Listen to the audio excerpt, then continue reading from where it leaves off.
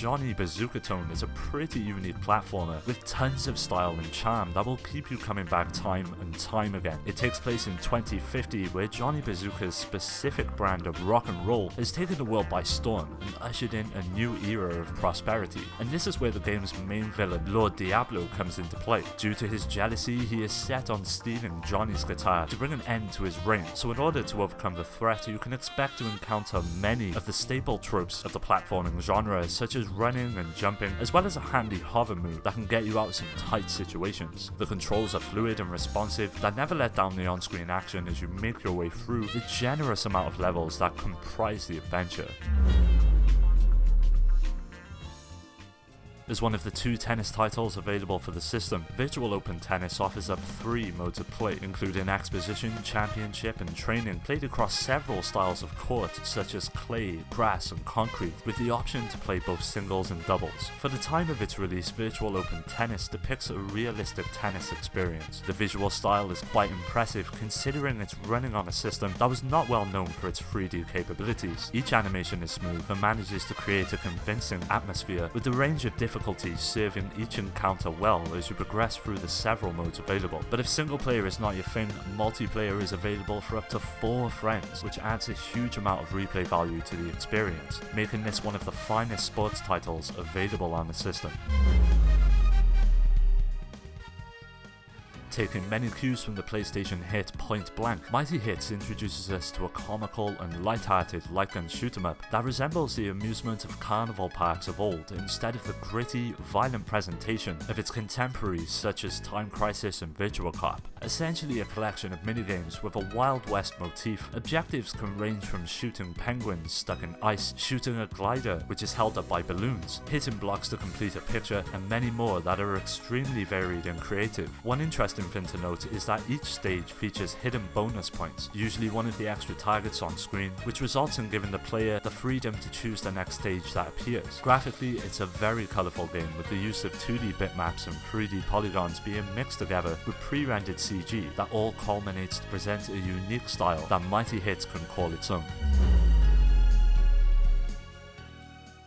Blazing Dragons is based on a cartoon of the same name that aired at the time. It focuses on the adventures of the Knights of the Round Table and the land of Camelot, a pretty well-known tale, but where Blazing Dragon differs from its source material is the way in which it subverts the classic story and instead presents the knights as dragons, with the enemies being human. Everything is portrayed in a colourful cartoon art style that manages to lend a real fairy tale quality to each environment and character that you encounter. Gameplay-wise, the experience is a point-and-click adventure at heart, but the obvious lack of a mouse and keyboard on the system relegates the gameplay to the controller, which at first can be quite difficult to get used to, but soon becomes second nature after some time with the game. Consisting of puzzles that utilize in-game items, everything is genuinely straightforward and logical, with a close examination of objects and environments often offering up a hint or two in order to progress. If you're a fan of the genre, Blazing Dragons deserves a spot in your library.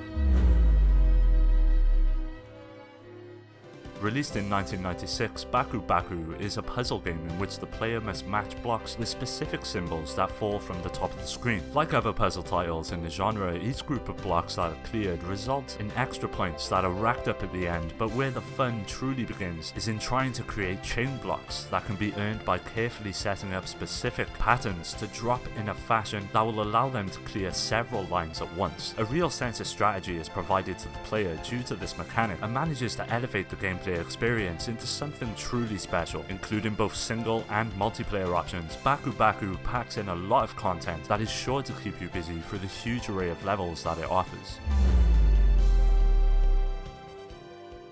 Kyo 2 Flying Squadron is a platformer that stars a lovable character known as Rami. After the events of the first game, which saw her taken to the skies in a side-scrolling shoot-em-up, the sequel takes place firmly on the ground and presents the player with a huge array of levels to traverse. The gameplay is simple enough for all players of varying skill to enjoy the basic jumping on enemies mechanic in place, as well as the use of up to 3 weapons that include a giant hammer, an umbrella to keep enemies at bay, and finally a bow and arrow that can be charged to determine its effectiveness. But where KO2 truly shines is in the visuals department. As you may already know, the Sega Saturn was capable of producing some truly impressive 2D graphics, and KO2 is no exception. Each character, enemy, and environment is crafted with an incredible amount of detail, with on-screen characters reacting to the action with a host of different facial expressions, which are nothing but a joy to see and a real testament as to what the Sega Saturn was capable of.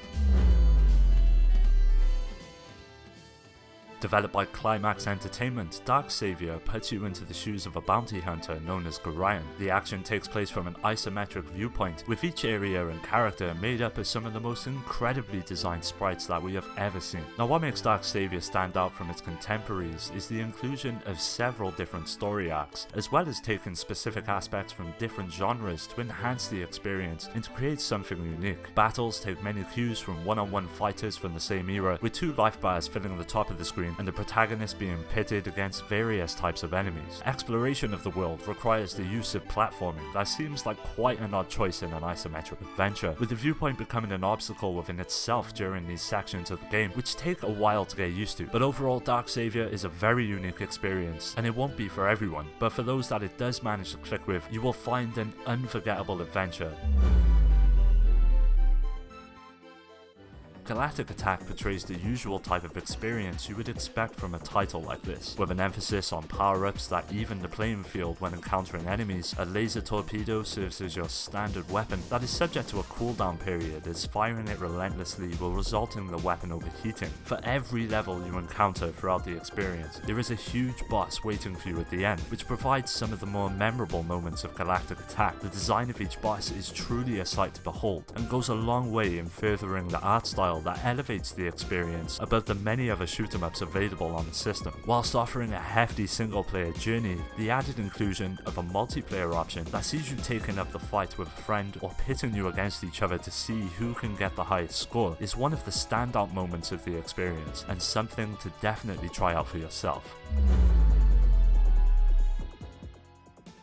Enemy Zero plunges players into a terrifying survival horror adventure that's primarily made up of interactive FMV sequences, as well as sections that rely on real-time exploration, which are all presented in a first-person perspective. The unique aspect of Enemy Zero is the way in which it presents its enemies. They are completely invisible. This pushes the player to instead rely on the sense of sound, with differing pitches helping you to determine the distance and direction of the enemies. To make matters worse, weapons in the game are subject to a charge-up period, coupled with a very limited range, making the timing of each encounter crucial to its outcome. The story takes place on a space station primarily used for biological research, with the player filling the role of a lady named Laura, who unfortunately was on board the station during an accident, which has resulted in an unseen enemy being released and crawling the various corridors and environments that make up the ship. It's a surprisingly engaging narrative with the goal to ultimately escape and return to Earth.